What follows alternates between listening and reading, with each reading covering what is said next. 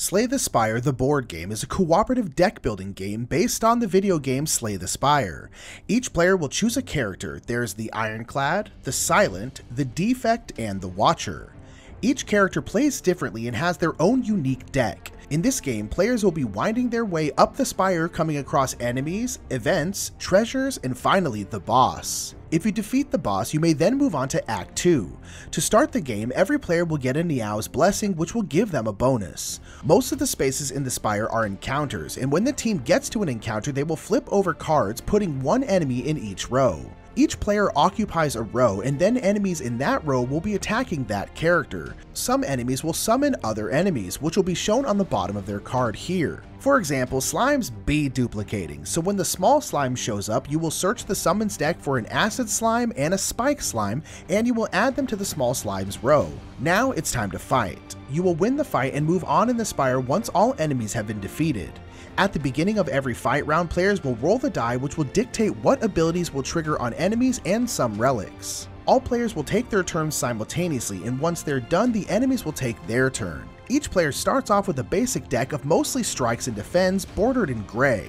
On their turn, the players will draw 5 cards and then play cards using their energy.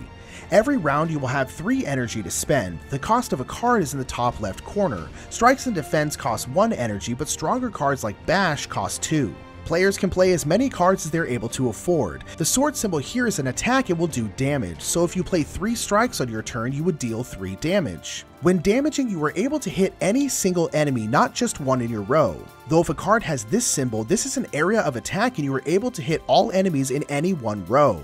The shield symbol is block. When you gain a block, you will move up the cube on your block track. This will block damage from enemies when they activate. There are a lot of different abilities and keywords on cards, so I'm not going to go through them all, but I'll quickly go over the ones that come up often. If you gain strength, you will gain a strength token, and for the rest of combat, all damage you deal is +1 for every token you have. If the target has any vulnerable tokens, they take double damage each time they're attacked, though after every attack, the target discards 1 vulnerable token.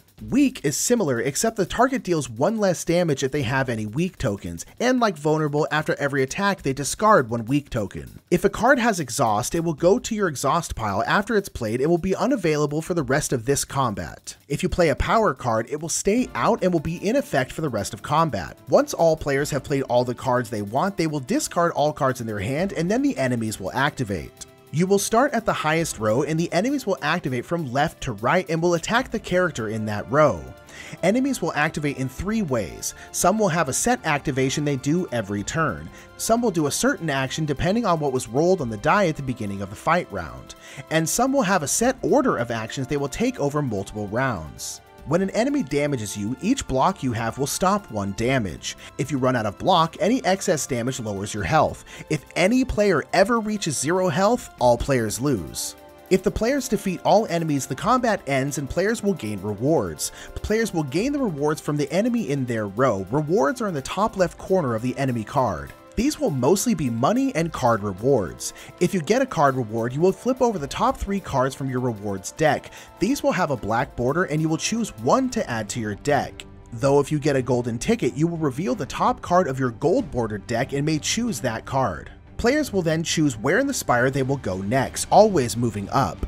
You will mostly be fighting, but let's quickly go over the other spaces on the board. These spaces are elite encounters and will be a tougher fight, but with better rewards. The event spaces will have players flip over an event card, which will have them make choices, and these can be good or bad. In treasure spaces, players will gain a relic. Relics are active for the rest of the game and will give special powers and bonuses.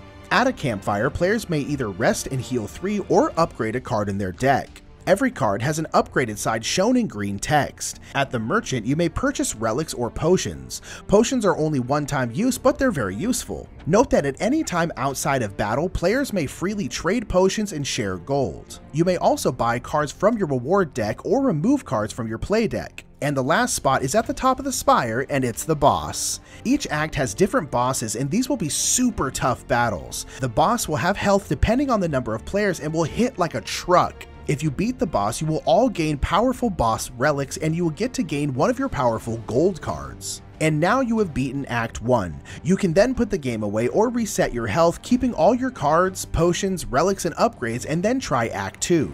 The very last thing we'll do is give a very brief overview of each character. The Ironclad is all about strength. They also have the ability to make many synergies around exhausting cards, and at the end of combat they will always heal 1 HP. The Silent will draw 2 extra cards at the start of each combat and is all about shivs and poison. Many cards will give the Silent shiv tokens, which may be turned in at any time on their turn to deal 1 damage to an enemy, and poison tokens may be placed on targets, and at the end of their turn they will lose 1 health point for every poison token on them.